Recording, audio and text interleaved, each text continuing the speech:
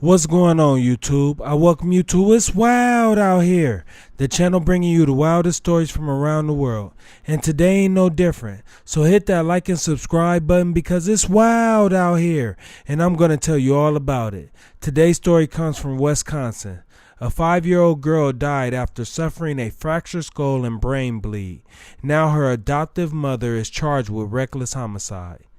A Wisconsin couple was charged this week after police say they were responsible for the death of their 5-year-old adoptive daughter, who died in August after she was hospitalized with a fractured skull and brain bleed.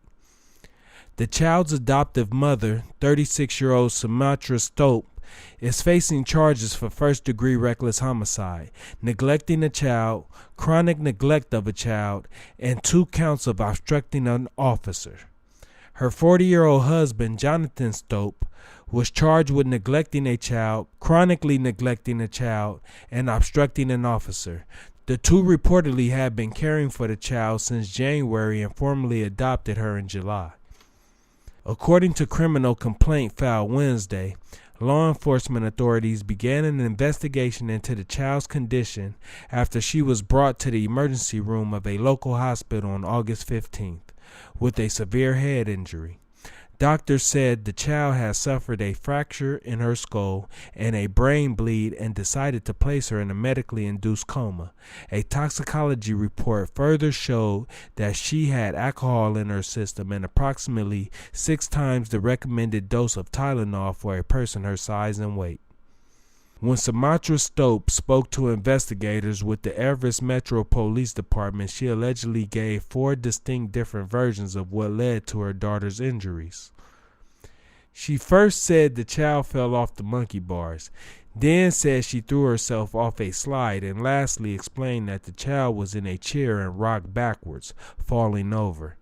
During a follow-up interview with police, Stolp says she was getting out a chair while holding the girl and tripped and fell on her, adding that her daughter then started to convulse. After the injuries were sustained by the girl, Johnathan Stolp called 911 and an ambulance brought the child to the hospital. Sumitra told investigators that she gave her daughter 30 milliliters of NyQuil prior to bathing her, a pectin lollipop before she went to sleep, and then an additional 30 milliliters of NyQuil when the child woke up at 12:30 a.m. Johnathan also allegedly gave the child NyQuil, though Sumitra allegedly said she did not remember when or how much. She reportedly told police that the child had a cough, but also said that the couple had been medicating the child to help her sleep since approximately May.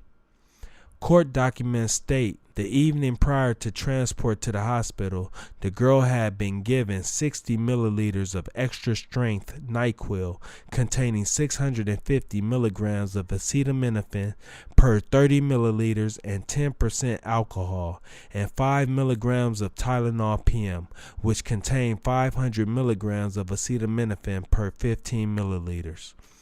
The child spent 10 days in the hospital before ultimately succumbing to her injuries. An autopsy was performed by the Marathon County Medical Examiner's Office and determined that the child had suffered trauma to both sides of her head, which was not consistent with an accidental injury. This is a wild story, y'all. Let us know what y'all think about this couple in the comments. And like always, stay safe, stay aware.